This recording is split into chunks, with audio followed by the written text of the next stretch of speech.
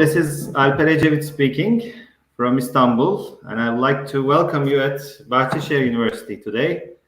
As the Department of Political Science and International Relations at Bahçeşehir, it's our pleasure to host the inaugural Global Affairs Seminar Studies in partnership with School of Governance and Leadership and CIFAL Istanbul. Our department has been offering a master's degree program in global affairs over a decade by now, and this seminar series will be complementary to our graduate students' education. Today, we'll be hosting three great scholars in the field of international relations.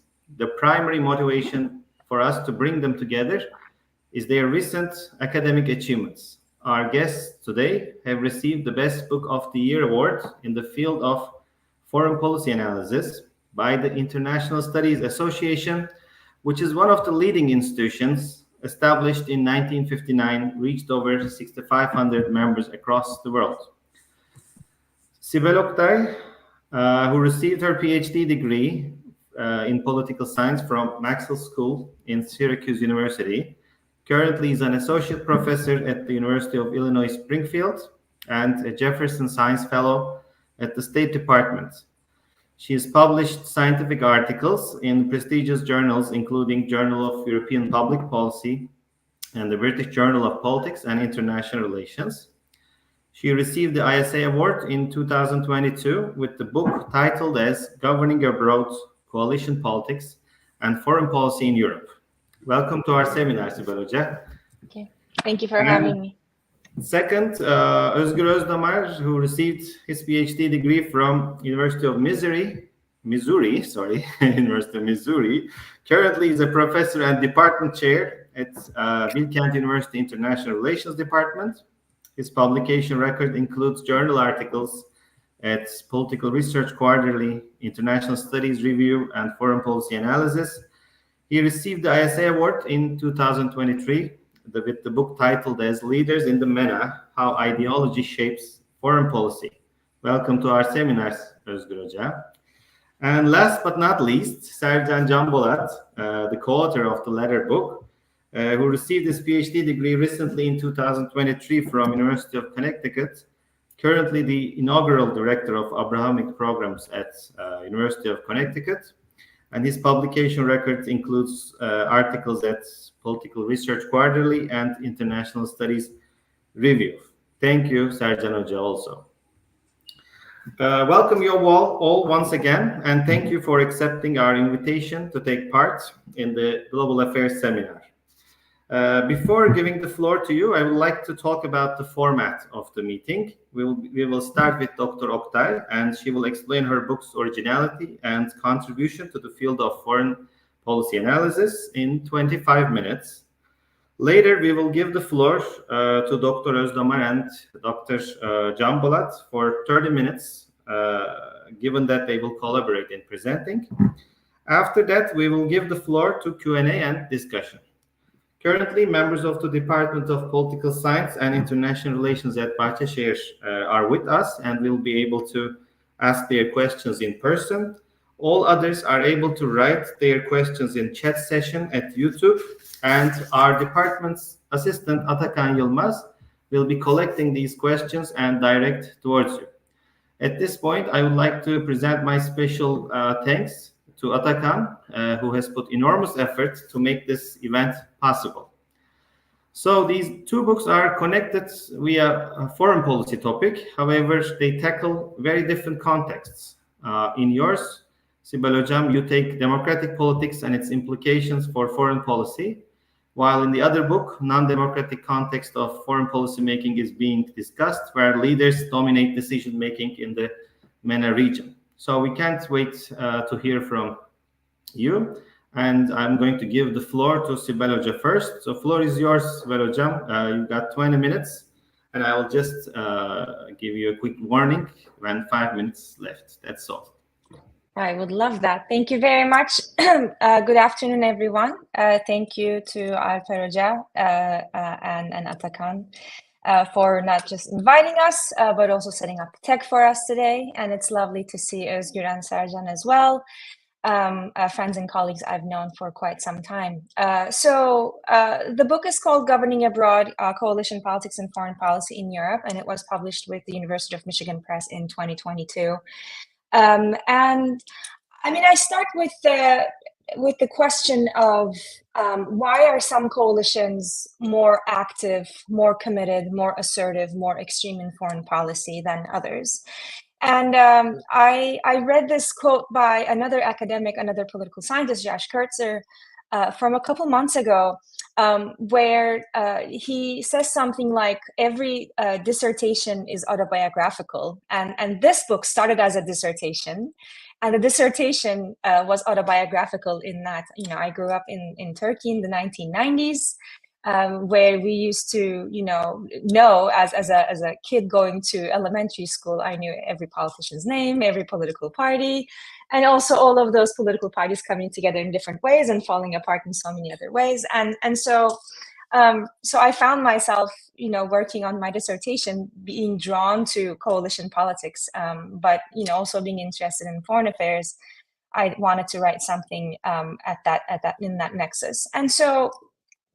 So the book starts with that research question that I told you about, and there are autobiographical reasons again for why I think it's an important question, but also there are multiple policy related and theoretically related question or factors as to why I think, and I think I am able to make that case in the book for why this is an important question to study. First of all, there are the more practical factual reasons. And one of them is that there basically are too many coalitions out there. Some scholars have tallied, the frequency of these governing coalitions, especially in Western Europe, where since the end of the Second World War, you have about 90% of the governments that ever existed, since that point in time, to be coalitions. And so just by looking at the sheer number of coalitions and the frequency of them, it's important to sort of acknowledge how they engage in foreign affairs. The second question is that, and it follows from this numbers perspective, is that there has to be variation within coalitions, right? So the literature, which I'll talk about in a second, has come to think about this dynamic of governing structure and foreign policy in this dichotomy where, we only look at single party governments versus multi-party governments. But what I bring to the table is a much more nuanced understanding of why coalitions are varying within that category. They are not this sort of homogeneous entity, but there are multiple ways in which they come together, and I'll get to that in a second. I guess sort of building on top of that, there are also theoretical reasons. Again, one is we don't know much about coalition politics in the foreign policy realm. I mean, of course, there are multiple. We can move on. Yeah. Okay. So yeah, I guess we can. Yeah. Maybe one more slide. Perfect. This is great. For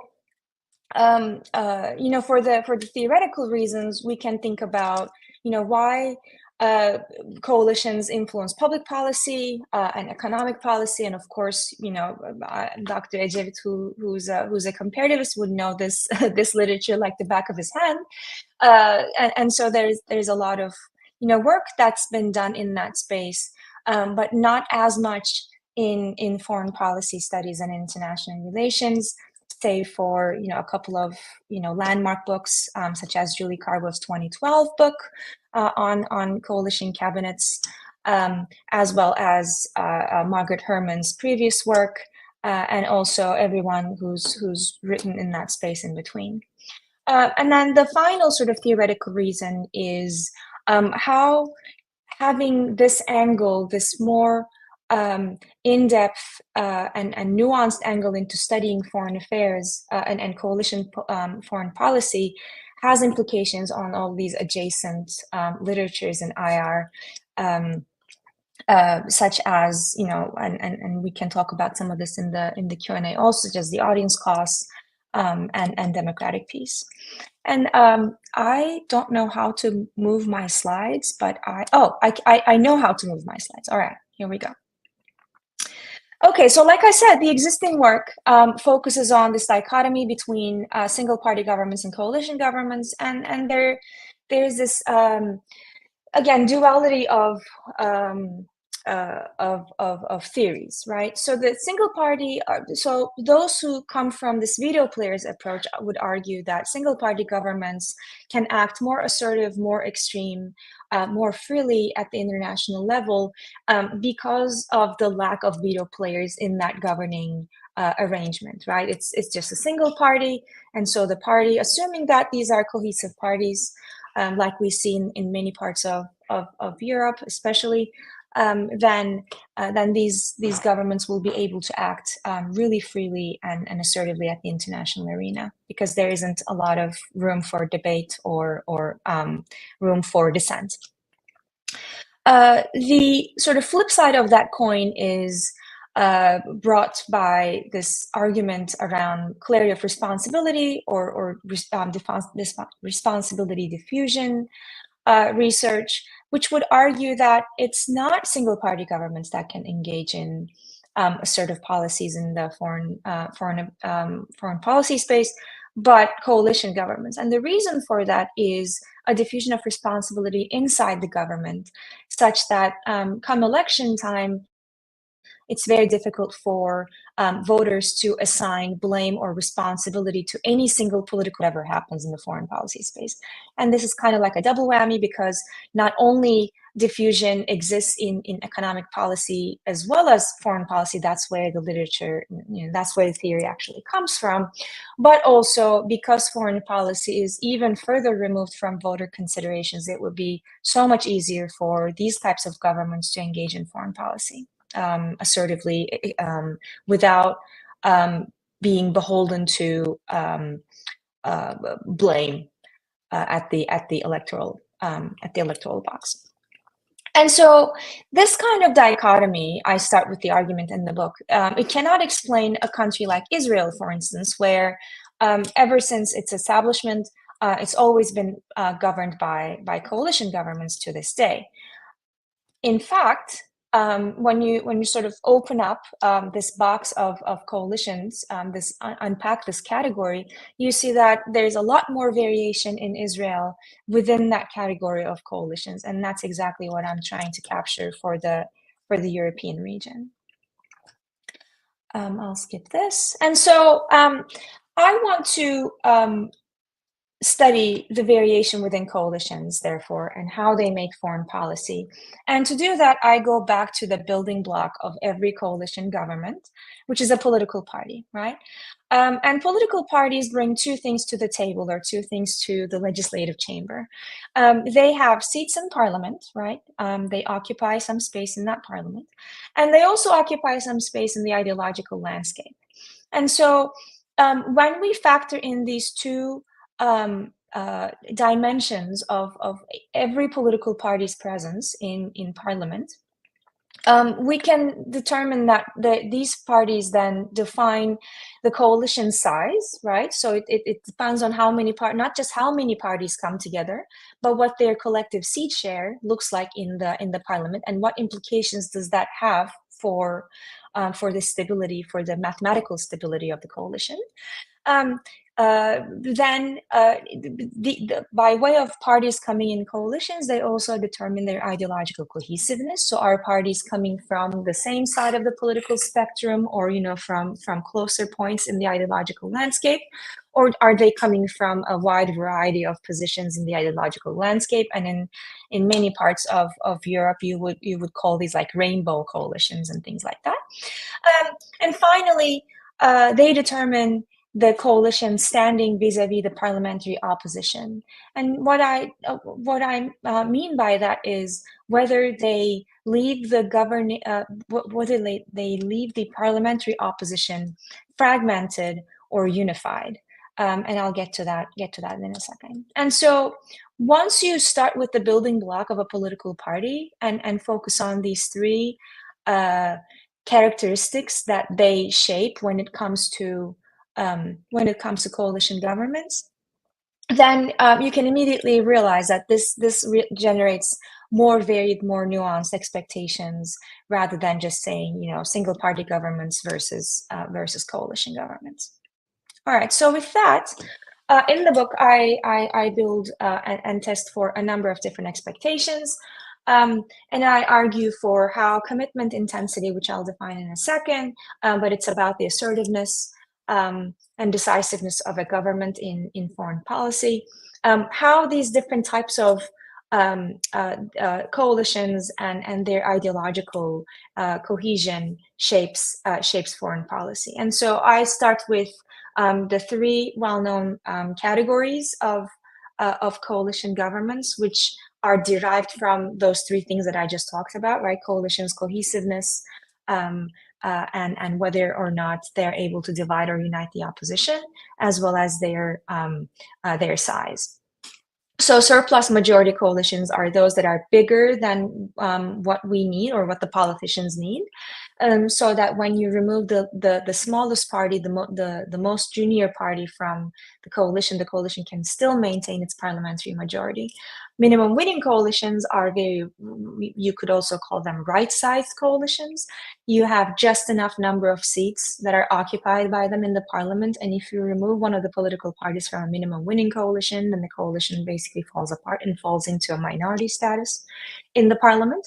And then you have minority coalitions where you have multiple political parties, but they cannot reach that 50% plus one majority in the parliament. And so I would argue that commitment intensity increases for foreign policy for some of these coalitions and not for others. Surplus majority coalitions will be particularly fit for engaging actively and assertively in foreign policy without that sort of blame and accountability weighing on their shoulders. And also minority coalitions who can divide the opposition. And that goes back to a policy viability argument that we have in comparative politics, which looks at how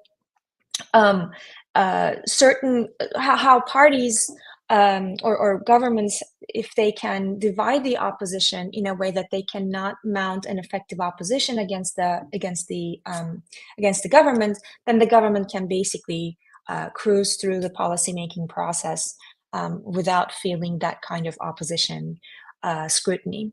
And then commitment intensity would decrease in certain other conditions, such as surplus coalitions who are also ideologically very diverse, because now it's a shouting match inside the government, and the parties can't get along. And we see that again, going back to the Israeli case, we see that multiple times in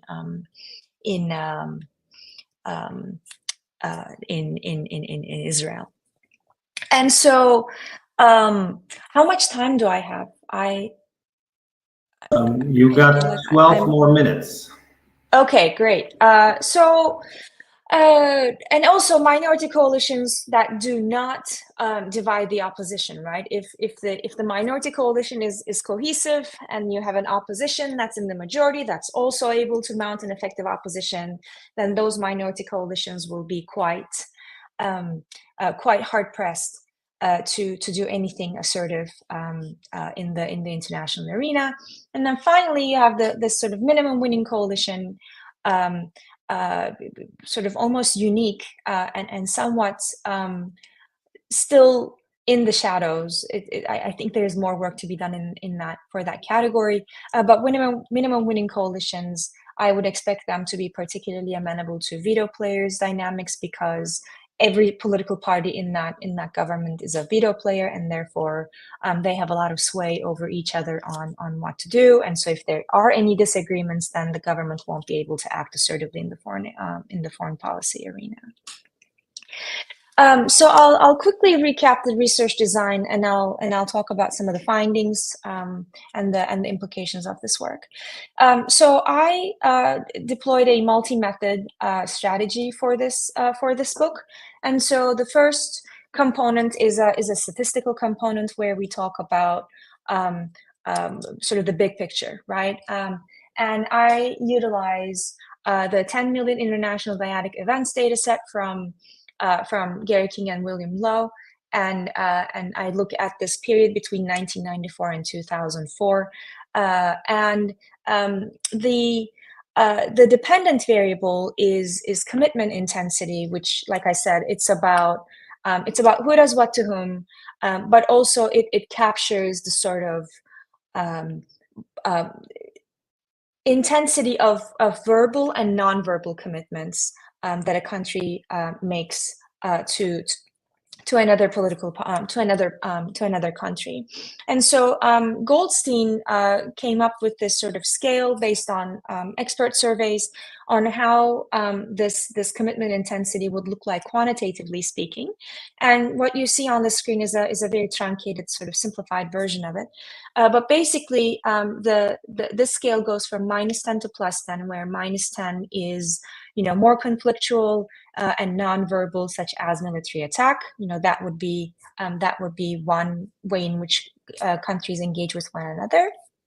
And then on the plus side, you have the more cooperative, but equally nonverbal acts, such as military assistance, humanitarian aid, and so on and so forth.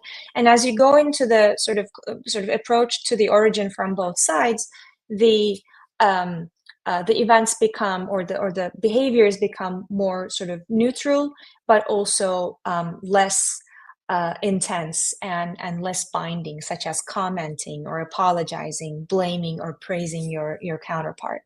And so this is a dependent variable I'm working on, and the unit of analysis is an events, which is captured as who does what to whom and how. And so what if you can imagine sort of looking into a spreadsheet, I have acting countries, I have target countries, and I have this sort of verb that's captured in relation to this sort of Goldstein scale. So for the book, I fold this scale in the middle. So I'm not looking at the conflict or cooperation aspect of the behavior, but I'm also interested in the commitment intensity aspect. So you can also think about this as taking the absolute value of the scale, and so you're basically going from sort of 0 to 10. And the independent variables are these coalition types: surplus, minimum winning, and minority.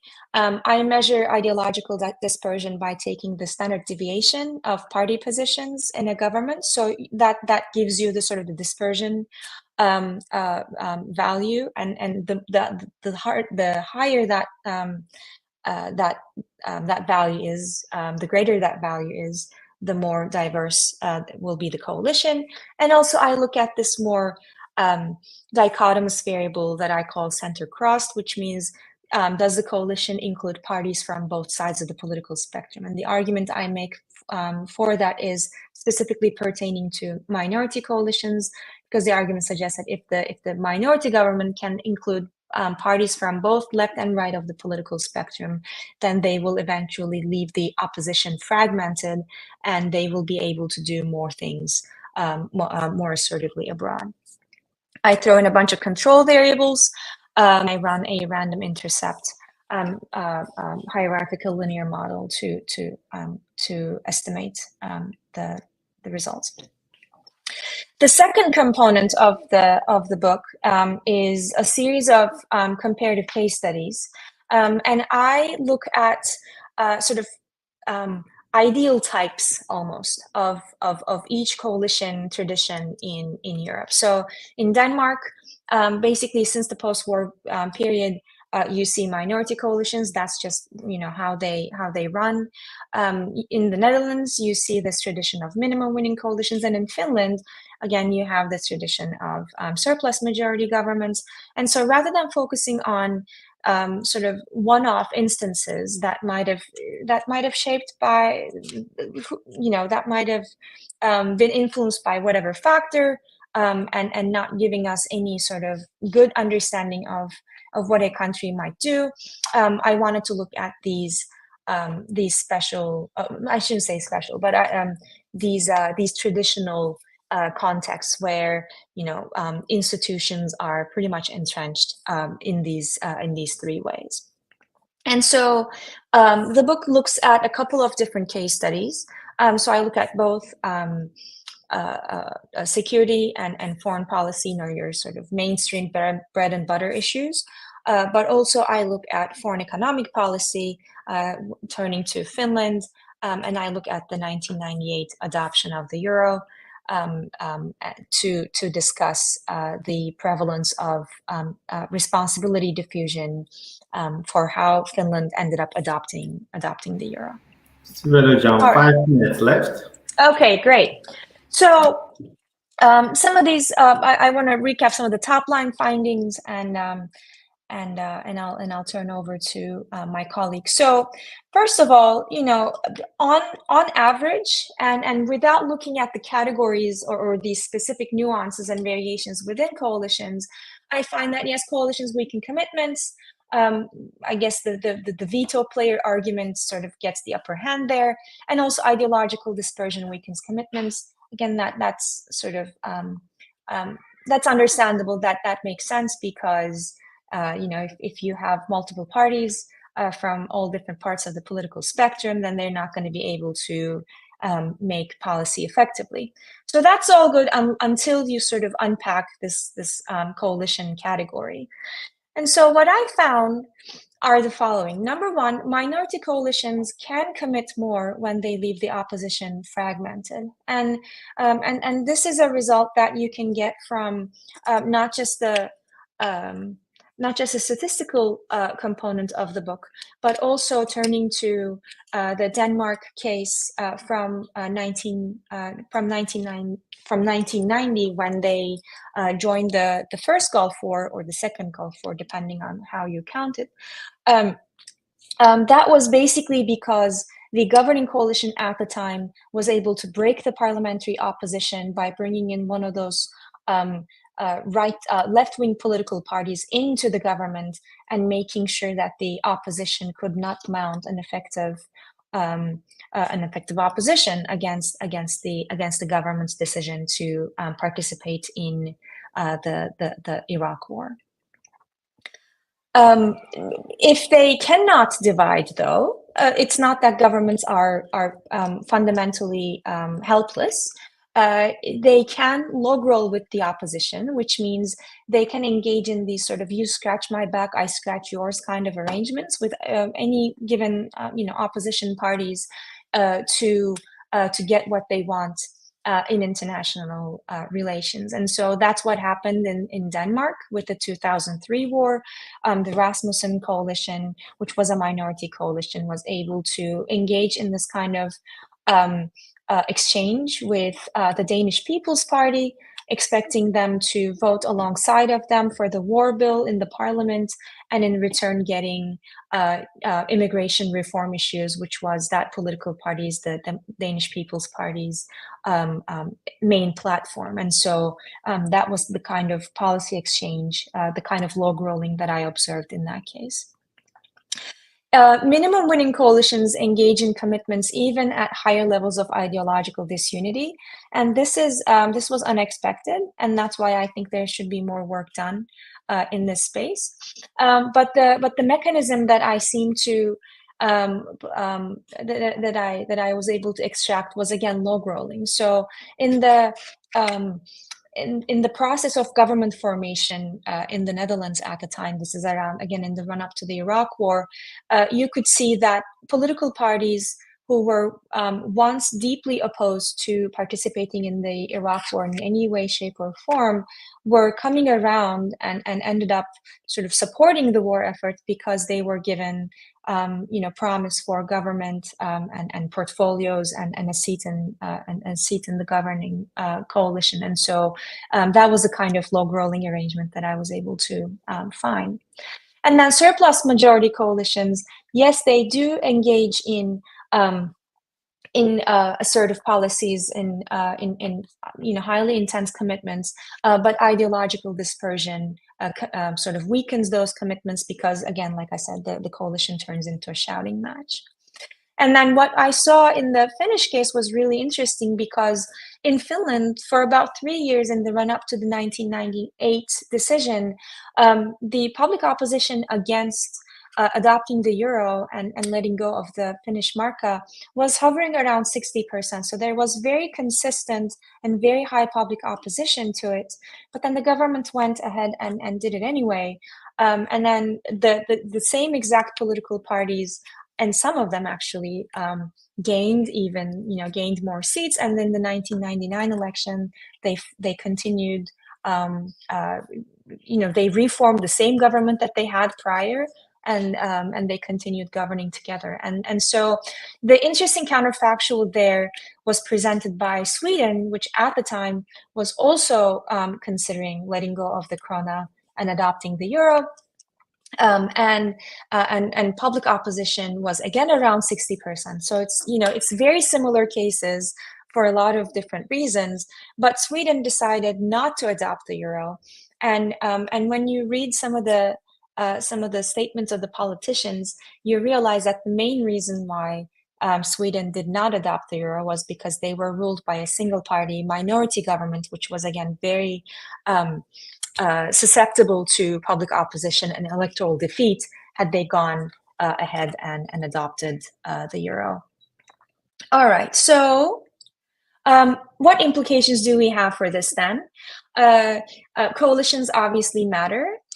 Party politics of foreign policy is something that's now sort of an up-and-coming area of study in foreign policy analysis. And so I contribute to that literature by showing how these party-based dynamics can shape coalitions, and that can then shape foreign policy. And then, like I said, there are implications for other adjacent literature, such as parliaments in foreign policy, parliamentary peace. That's something that we can talk about, and also a literature like audience costs. Right, audience costs are we study that in a more sort of systemic way, it seems, in mainstream IR literature. But an interesting question that my book sort of opens up for is whether some government types can evade costs more effectively than others. And so going forward, I hope more work will be done in that space. Thank you for your time. I'll turn it over to Özgür and Sercan and look forward to your questions and comments. Okay, thank you, Sibel Hocam. Also keeping with the time efficiently. Now we will pass to the second presentation, which will be started with Sercan Canbolat's presentation, and then Özgür Hocam will join us. Sercan Hocam, can you share your presentation? Okay, here you go. So, floor is yours. Please go ahead. Then I'll again warn you, just when do you want me to stop you? Because you're going to split the presentation. Are you going to take 15 minutes of it? Let's do 50-50, yeah. Okay, so at the minute 15, I'll just say your time is up, and then you will decide with your co-author, okay? Sounds great. All right. Thank you, Sercan Hocam. Floor is yours. Greetings, everyone from Northeastern US. It's indeed gratifying to partake in this inaugural Global Affairs Seminar at Bahçeşehir University today. Many thanks indeed to Alper Hoca for bringing us together to discuss foreign policy analysis beyond the headlines. And also thanks to Political Science and IR Department at Bahçeşehir University. Presenting after Sibel Hoca is going to be an uphill battle for me and the audience, so wish me good luck. I would like to begin my talk with this photo on the left, taken in 2018 in Istanbul at the extraordinary summit of Organization of Islamic Cooperation. This conference flare-up of the Israeli-Palestine conflict back then, and the opening of the US Embassy in Jerusalem. I think history rhymes, if not repeats itself. And what do we see in this photo of MENA leaders? First of all, they are all men. Second, some of them are missing in this photo, like Syrian, Libyan, Yemeni leaders, because they were blacklisted due to the uprising and civil wars going on in these countries. Third, they represent different political ideologies, which often clash and lead to tug of war between these countries. Fourth, they have different personalities and leadership styles. I and Özgür Hoca like this photo from 2018 and the story behind it very much. Thus, we used this photo as a cover of our book, which you will see when you shift your gaze on the photo on the right. We came up with the idea of writing this book after producing a master's thesis between 2011 and 2013 at Bilkent University under Özgür Hoca's supervision, focusing on the profiles and foreign policy propensities of Muslim Brotherhood leaders in the MENA region who came to power in Tunisia and Egypt, and also reasserted itself in the Gaza Strip after the early years of the Arab uprisings. I would say good timing on our part to do that research between 2011 and 2013. We first published a compact version of my master thesis as a research article in PRQ in 2018, which then snowballed into Leaders in the Middle East and North Africa book. I bet you might be thinking now, why should we care about leaders and why we should study and understand politics and foreign policy in the MENA by studying leaders? Here are some of our rejoinders. In the IR field, there's a well-known debate between two prominent scholars, Arnold Wolfers and Bob Jervis. Briefly, Wolfers argues that significant external factors like balance of power and especially threat of war, Wolfers calls these all as external compulsion. And this external compulsion, he argues, leads to homogeneity of actors' behavior, and therefore he maintains the study of leaders and decision-making become futile, unnecessary. He basically says that when the house is on fire, all family members will run toward the exits. Jervis, however, problematizes Wolfers' house on fire analogy and asserts that there are several exits from the burning house and individuals will still have to make a decision about leaving the burning house. For example, considering the run-up to the World War II, for Churchill, the house was burning soon after Hitler took power in Germany.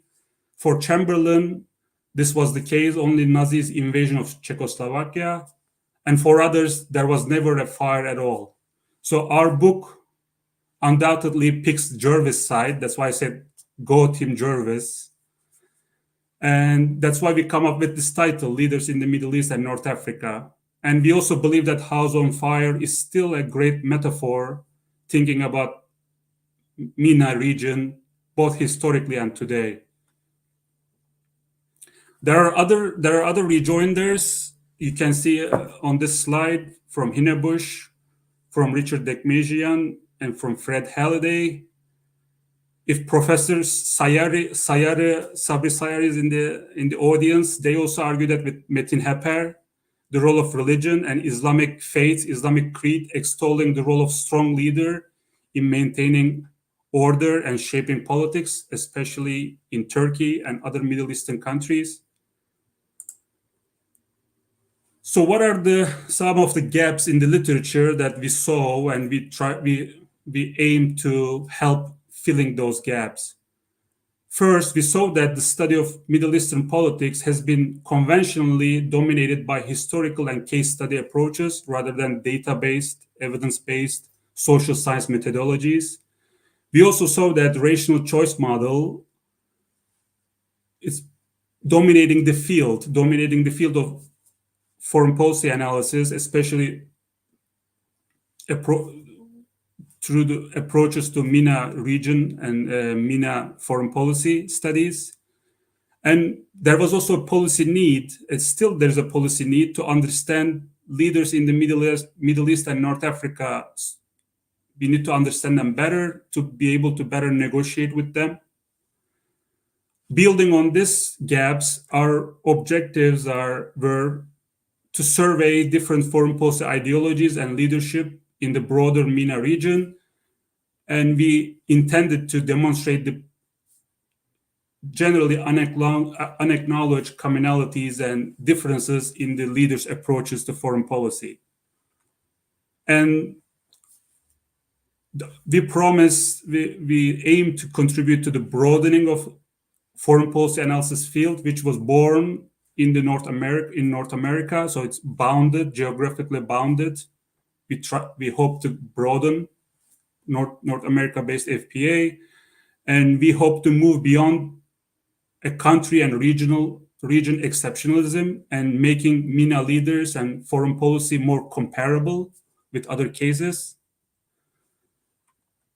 And also policy relevant need, we aim to help addressing foreign policy addressing and informing debates about problems and crises in the Middle East region. And our case selection, therefore, was informed by literature review and our expertise on Middle East and North African politics. And we also observed that these sampled leaders were able to reassert themselves in the post-Arab uprisings era. And that's why there's still a need to emphasize and understand such foreign policy crises and conflict processes in the region. We use one of the main at a distance leadership assessment tools called operational code analysis. And we use automated content analysis. We use a software called Profiler Plus. And when we look at our data for this book, we mustered more than 500 speeches in English by 14 leaders with a total word count around 1.6 million and 75,000 codable verbs. And you can see the ideological groups we surveyed and the leaders that are associated with such ideologies. You can see there is two different strands of political Islam: Sunni political Islam, Muslim Brotherhood, and Shia political Islam, represented by Iranian and Iraqi leaders. We also have a group called secularist leaders. And also we studied leaders of armed non-state actors, because they are also forces to be reckoned with in the Middle East and North Africa region. They rule some pockets of territory, or used to rule some pockets of territory in the region.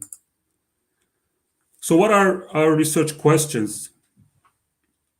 Basically, we are interested in what are the diagnostic and prescriptive beliefs of Middle East and North Africa region leaders in the MENA region. In operational code analysis, these are called philosophical beliefs and instrumental beliefs. Second question is, how do each ideological groups of leaders and average modern Middle Eastern North African leader compare to the average world leadership? We use norming group to compare. Building on these research questions, we put forward two hypotheses. First, the foreign policy beliefs, operational code beliefs of ideologically bounded leaders are similar, even if they operate in different political and cultural settings. Second, we argue that operational code beliefs and foreign policy propensities of ideological leadership groups, with the exception of armed non-state leaders, are not significantly different from the world leaders included in the norming group. Here I am there are a lot of numbers on these graphs. I just highlighted most important variables. And these are master beliefs. These are P1, P4, and I1 beliefs. Basically, P1 belief is nature of political universe, answering the question that is the political universe essentially one of harmony or conflict. And I1 belief is what's the best approach for selecting goals or objectives for political action. Lastly, there's P4 beliefs, control over history. Addressing the question is that what is self and others' role in moving and shaping history in the desired direction. And you can see there are interesting results. When we look at the table on the left, for me, it's on the left, for Muslim Brotherhood leaders, you can see we don't see asterisks, right? So this means we didn't find any statistically significant differences between Muslim Brotherhood leaders on the one hand and average world leader on the other. When we look at the table on the right, for Shia political Islamist leaders, there are more asterisks. You can see for P1, P4, and I1 beliefs. And these are the two other groups, the secularist leaders on the Assad, Netanyahu, and Hariri, that's on the left for me. And you can see I1 scores that Bashar al-Assad and al-Hariri have statistically significant results. And for P1, only Lebanese leader al-Hariri is different from world leaders. Looking at the armed non-state actor leaders, we see more asterisks. So they are significantly different from average world leader, which were expected, which is not a surprising result. Here, this is a more interesting table because we aggregated scores here. And we presented this in chapter 6 in the theoretical conclusions of our book. Actually, we provide a comparative analysis of group level leadership differences as we present average operational code scores for each ideological groups, including Sunni, political Islam, Shia political Islam, secular leaders, and armed non-state actors. Please see the rows starting with all uppercase letters for those groups, average group scores. So when we look at the penultimate row for MENA average and the last row for the world leaders average, we can see that, generally speaking, MENA leaders see a conflictual political world. However, the lower results are not as extreme as historical studies or think tank pundits suggest. All P1 measurements are above 0, and there are some leaders with very positive views of the political universe, such as Mohammed Morsi and Saad Hariri of Lebanon. Sercan Hocam, it's been 15 minutes, just as a reminder to you. All right, no problem. Let me just conclude this. Okay. Yeah. And for I1 beliefs, again, we see that MENA leaders have mixed tendencies where their I1 score average is lower than the norming group averages. And for P4 beliefs, MENA leaders in general attribute historical control to their rivals in foreign policy. And the only group that presents an average control of history is the secular nationalists. So that was a surprising result that we had. Normally I have a quick case study profiling Benjamin Netanyahu and Ali Khamenei, considering what's going on in the Middle East these days, and kind of looking at their beliefs, master belief scores, and putting these scores into a game theoretical analysis, how they will behave, like forecasting their moves and strategies. But happy to elaborate on this in the Q&A. So I'm gonna pass the baton and mic to my co-author, Özgür Hoca. Okay, thank you, Sercan. We'll pass to Özgür Hoca, but even though we started really early in the United States, I know Sibel Hoca is pretty occupied today. So I guess he has to leave before the Q&A session. Sibel Hoca, I think pressure is on you. So thank you for attending once again, and feel free to leave us, and hopefully you will watch the rest of it through YouTube once it's available. Thank you again for your wonderful presentation and being with us. You are muted. You are muted. Okay. All right. Thank you very much for having me. I apologize for stepping outside. And if you have any questions or comments, observations about the book, please feel free to email me and I'll be happy to respond to them. Take care. Thanks a Teşekkür lot. ederim. See you Thanks a soon. lot. Okay, Bye. bye. Okay, Özgür Hocam. So we will continue with you, and we're more flexible now once we have one person less. But I'll give you 15 minutes. Then I'll warn you if everything goes okay. Okay. All right. Wonderful. Thank you for this very nice event. Thank you for the invitation. And thanks to Sibel and Sercan for starting with the presentations. Today I'm going to talk about only one part of our conclusion from the book. And since these events are, with limited time and everything, I thought that I should be picking only a single part of the conclusions, which is in Sercan's slide, chapter 6, point D, FPA and IR theories toward a more empirical agent-based analysis of world politics, which is one of the broader conclusions of this book. Sercan Hocam, maybe you can turn off the slide. All right.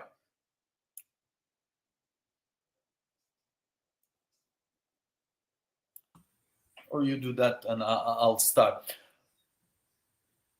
while you're doing that. Okay, so in this chapter, we have many kinds of conclusions, like how ideology shapes foreign policy, rationality arguments, and policy implications. But one important conclusion that we make in this book is the case that we make for empirical agent-based analysis of world politics, or in more IR parlance, we are proselytizing foreign policy analysis, actually, especially in chapter 6. So I'm going to talk about that today.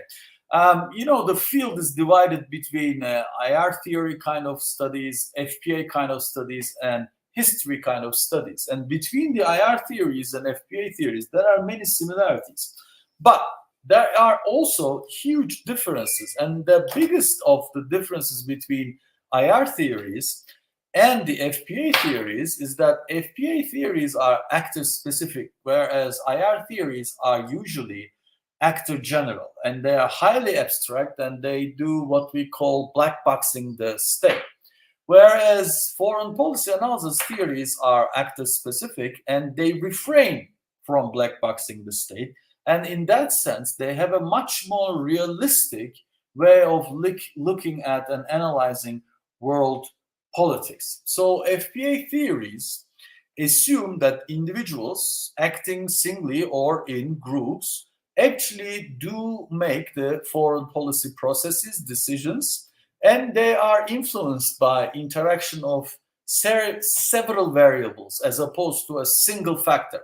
For example, many IR theories, they try to focus on a single factor to explain most with it because of the issues of parsimony, but this leads to an extreme reductionism.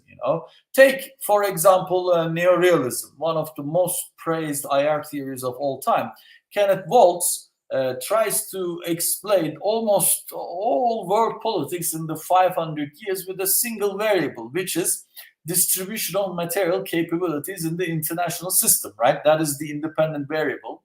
And the dependent variable is the systemic outcomes in the form of unipolarity, multipolarity, or bipolarity. This is, as nice as it is, it only works for great power politics, and it explains only some huge changes over half a century or century within that 500 years period. Whereas when you look at Kenneth Waltz's own work, the book that he has become a star is from his dissertation, right? That is the 1959 book, Man, State, and War. And he comes up with the 3 images to look at world politics. But later on, he chooses to forget about the first image and the second image, which is the individual and the state level. But for the sake of parsimony, he focuses only on the system level, which is, in my humble opinion, very misleading. And it only explains very few phenomena in international politics, such as, okay, it helps understanding great power politics, it helps understanding the huge cyclical changes over centuries, but except for those, if you're trying to understand the region like we do, like the Middle East, if you're trying to explain day-to-day foreign policy choices, if you're trying to understand mid to short-term political changes, the argument that we make in this book is that IR theories are grossly inadequate, and in addition to being inadequate, they are misleading. And they are misleading people because although they can explain only one specific thing, a lot of times they pretend to explain everything, which is very misleading. I'm not arguing to discard all IR theories. If that's what you want to do, if you are studying US-China rivalry and what will happen to that, in the next 20 years, fine. You can go with neorealism or liberalism, all of those, or Marxism even. But if you're trying to understand what's going on in Europe at the regional level, if you're trying to understand Arab uprisings, for example, as we try to do in this book, if you're trying to understand the current political dynamics in the last 2 decades and in the near future in a region like the Middle East, which is extremely complex and difficult to understand, I see no way but going with foreign policy analysis theories. And we make a very strong argument about this in the conclusion of our book. For example, one support that we take, and we quote Hudson and Day's famous book there, that this is a very nice quotation, and I'd like to read it. The quote begins, and only human beings have ideas, and only human beings can create identities. Only human beings can change identities. Only human beings can act on the basis of identity. Only humans can be socialized or socialize others. Only humans are agents in international relations. And FPA critique would suggest that Wendt and Waltz have no adequate conceptualization of agency at all. So in this sense, in this inter-paradigm debate between IR theories and FPA theories, we take a clear side, and we are not shy to talk about that. And we also argue that many FPA theories make a mistake, and they argue a compromise position between FPA and IR.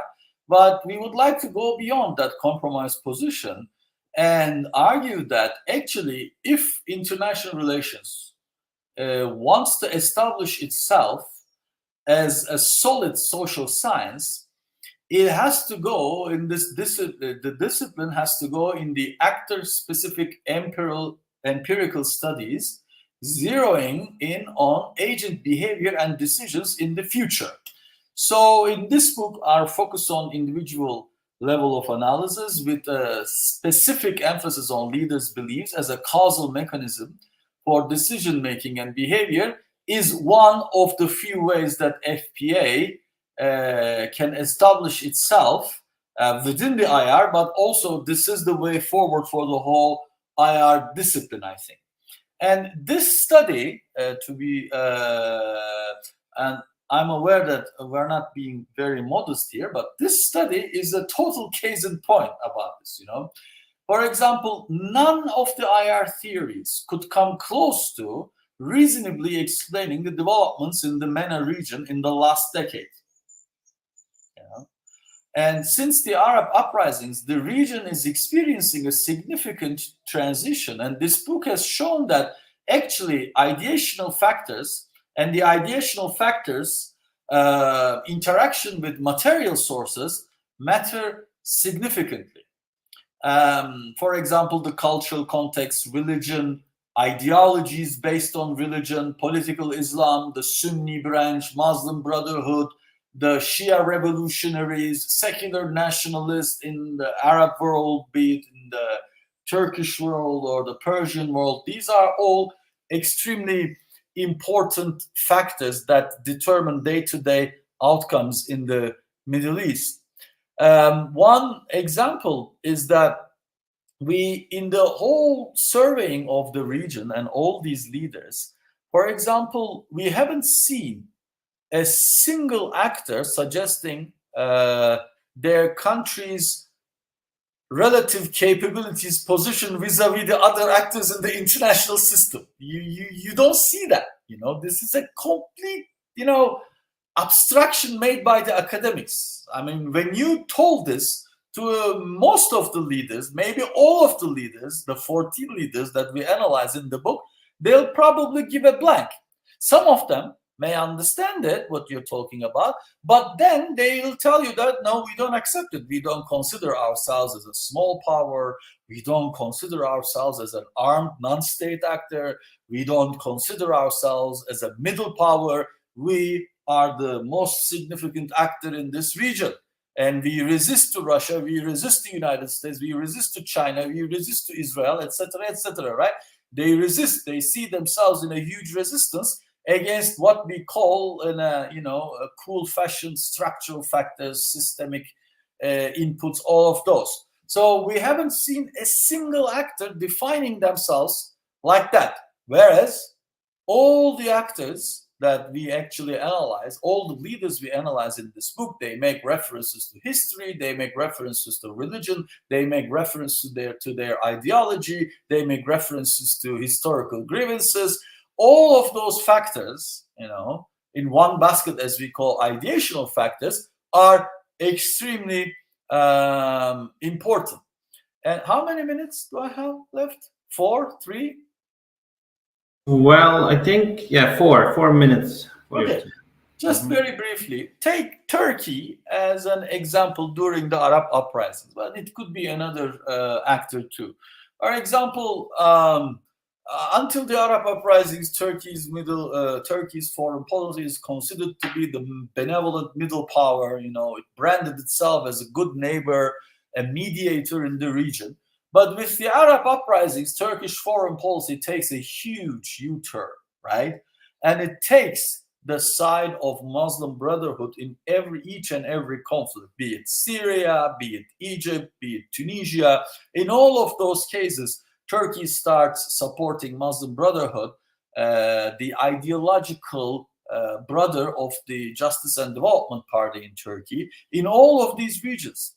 And no policymaker in Turkey thought that Turkey is a middle power who has limited resources to call the end of war in Syria, for example, but rather, the Turkish leadership defined itself as the protector of the oppressed.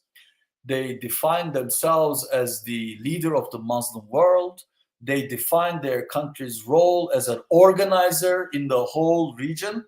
And you see that about 10 years during the Arab uprisings, Turkey's foreign policy has no connection to what the IR theories call the structural realities of world politics, but rather they are about the ruling elites' ideology, the ruling elites' ideational,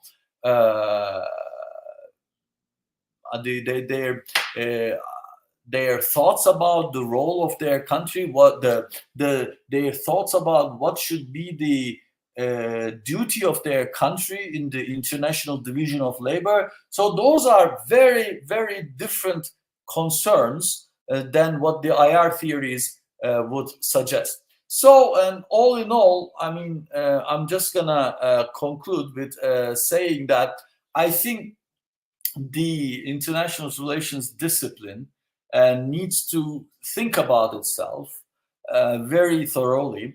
And in this soul searching, our suggestion in this book is actually an actor-based empirical approach with mid-range theories, so that we can explain what is going on in the short and mid-term in world politics in a much more efficient manner, instead of trying to fit the reality to our theories as the many IR theories do. Thank you. I'll stop here.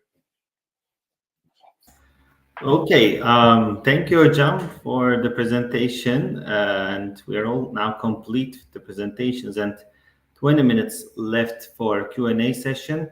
So I'm with Atakan here. Atakan, if there's anyone who wants to ask a question, we could invite into the room. Is there anyone ready now to ask? Okay. So we are inviting our dear professor, Rahime Süleymanoğlu from Bahçeşehir University. She'll be asking her questions, but before giving the floor to her, I thought that the only common point between two books was that they received the same award. But later on, I realized that now they're both touching upon something else, like the role of domestic factors and identity, ideology in foreign policy analysis. So, from that perspective, this seminar has become even more relevant to connect those two books, and it's also great that like ISA has acknowledged this path towards new type of understanding of foreign policy. Okay, so Rahim Hocam, we are ready for receiving your question. Okay, thank you very much. Can you hear me well? Yes, we hear you well. Great, thank you so much. Thank you for the excellent presentation from both Sercan Hocam and Özgür Hocam. It's amazing. And I actually have two questions, if it's okay.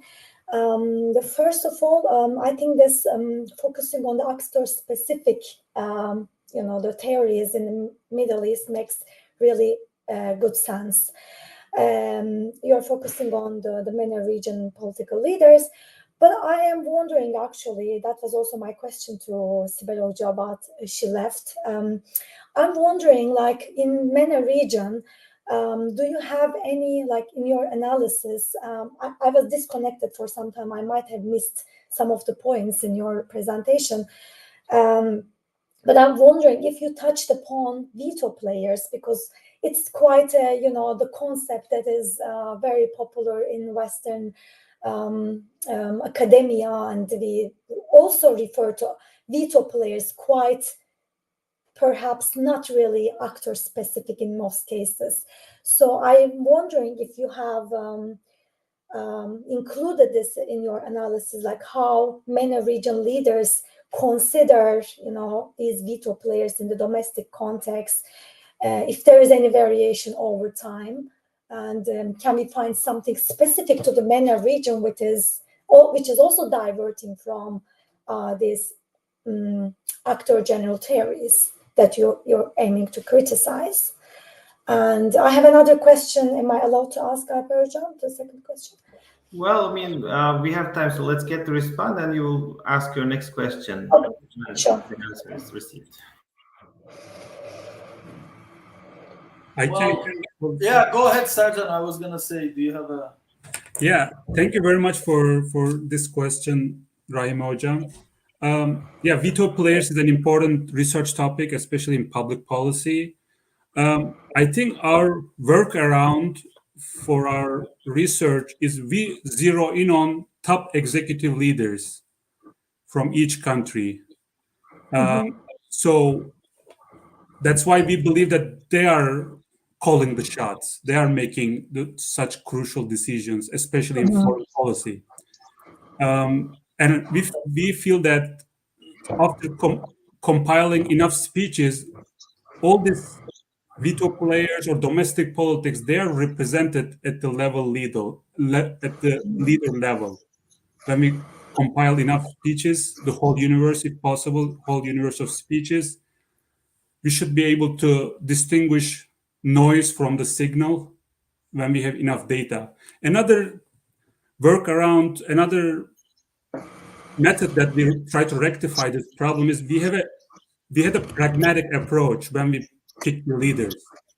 For example, you will see that from Iran and Iraq, we focused on both official, like state leader, prime minister, and president, but also the spiritual leader, who's the veto player in this country. So we had that kind of pragmatic approach. When we feel that it's necessary, we focused on executive leader, official state leader, but also spiritual leaders in such contexts, in such countries. I think I'm going to stop here.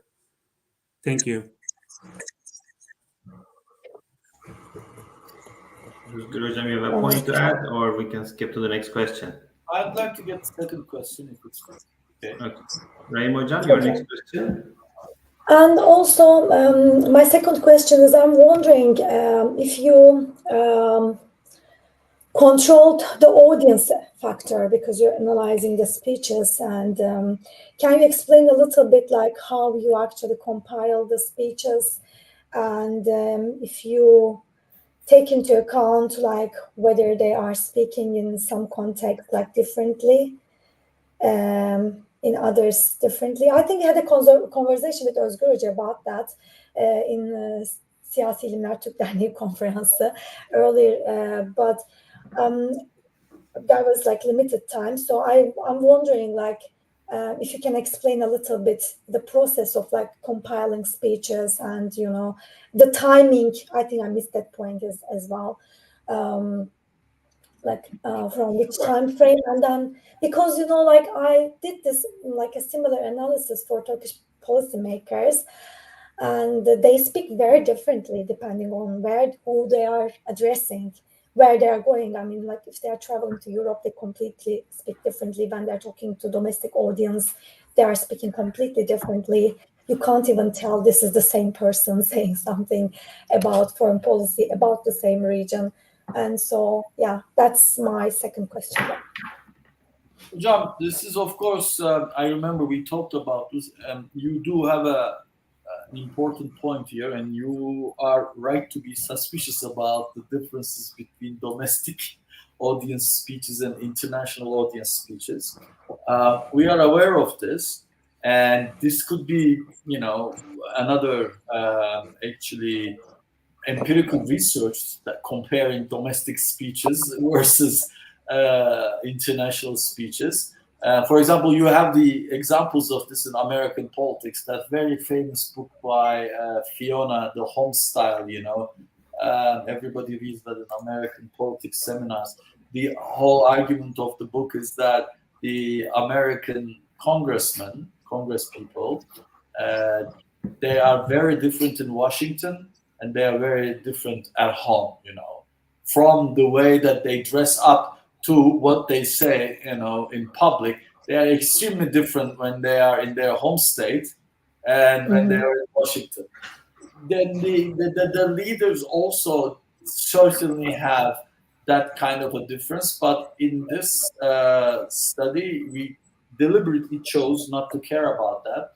And the data set that we created was as many speeches as possible from the largest possible time span. So we basically included whatever we can, because there's also a mathematical justification there that the bigger the data set is, the less that domestic international audience will affect the averages, right? And for some countries that are organized in the Middle East, which are not that many of them, to be honest, but like for Israel, I'm very confident about our results, about Benjamin Netanyahu, because they had a very large speech set. So when you have so many speeches, you know, I think the mean values is not going to change that much if you do only domestic, if you do only international.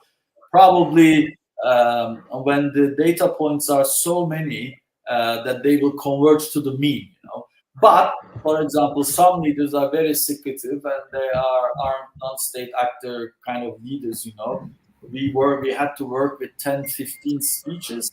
There, you could argue that if you could find what they tell to their domestic public and what they tell to the international audience, then there could be some significant changes that we didn't control for this study. May I add? Please go ahead. Very briefly, audience factor, it's an important research agenda, and Barış Keskin did work. Barış Keskin published on this about Erdogan, how President Erdogan is speaking differently to different audience, his leadership traits, how it changes. Let me tell you a bit about collecting speeches. There is a speech selection criteria set by scholars in foreign policy analysis and operational code analysis. We follow those speech selection criteria, such as each speech should have 20 transitive verbs, because in operational code analysis, Profiler Plus codes those transitive verbs. And each speech should have at least 20 transitive verbs.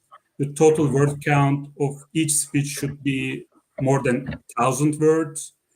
And it should focus on political subject, especially foreign policy focus, with a foreign policy focus. And I think this is a right moment to make a plug that we are hoping to tackle this audience factor research questions, because we have been building operational coding schemes for leadership analysis in Turkish and in Arabic. And this is a better tool, more versatile, better tool that will allow us to compare how leaders speak to their domestic audience in their native language versus the regional audience or international audience when they use translated speeches. So we will be able to compare that with those tools. Well, stay tuned on that. Thank you. Well, I think as you have so much data now, I think the next step can be, making a division based on the audience analysis. It could be interesting, though. I'm sure Western leaders speak very differently, but because you talked a lot about many ideational factors, like the cultural context, material resources, and interaction with ideational sources, Muslim Brotherhood, secular nationalism, and all that. With this data, I feel like you could do a lot more things, like this, write a second or third book even. But thank you very much. It's amazing, and congratulations, and thanks for presenting this to us. Thank you so much. Thank you. And in case there's no other question, let me just ask the final question. We have 9 minutes to complete the seminar. So as a non-foreign policy or non-IR person asking here, like this MENA region has multiple diversities in terms of regime types. Some are more inclusive, some are less inclusive. In your analysis, have you found any impact of the inclusiveness of the political institutions in holding leaders accountable, constraining them to say something or not? So do you think they are completely free from the political institutions they have, or they have somehow been constrained by them? It's a very good question. We didn't differentiate based on the regime type, but when you think about it, perhaps the most close to average political beliefs came from secular nationalist leaders, such as in Syria, Israel, Lebanon, in the Levant. Considering we don't make any conclusions about it, and I didn't think this through, but now that you think about it, I'm just thinking at the top of my head, it looked like the more inclusive and the more, I don't want to say democratic, but at least representative in the form of republic. Yeah, purposely I use the word inclusive. Yeah. The more inclusive they are, it looked like their leaders are less prone to be aggressive. They are more prone to be to engage in cooperation in foreign policy. Sercan Hocam, what would you say? Yeah, it's a great question, and I was looking at that table we used in chapter 6, theoretical conclusion chapter. We didn't zero in on this in the book. We didn't design it to have the regime type as one of the variables, as one of the control variables. But I see that when we have those results, for example, when I discussed the P1, nature of political universe, that was interesting to see that Mohammed Morsi of Egypt, he was democratically elected, and also Saad Hariri of Lebanon, they have the the most positive views of political universe. And I think it tells something about the inclusiveness of the regime back then, how it correlated with those leaders' view of the political universe. And as you said, secular leaders, they have the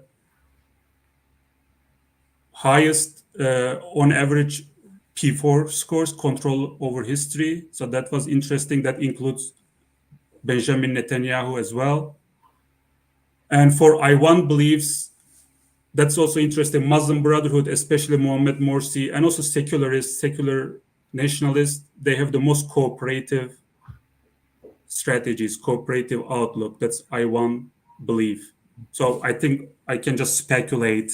Yeah, I see. No, I was just asking out of curiosity. Obviously, there's a room for more investigation in this research, and as Raimoja told, like, you've got plenty of data to explore. So congratulations again for this research and getting the award, and thank you again for attending our inaugural seminar. So hopefully you'll be a follower of our upcoming seminars.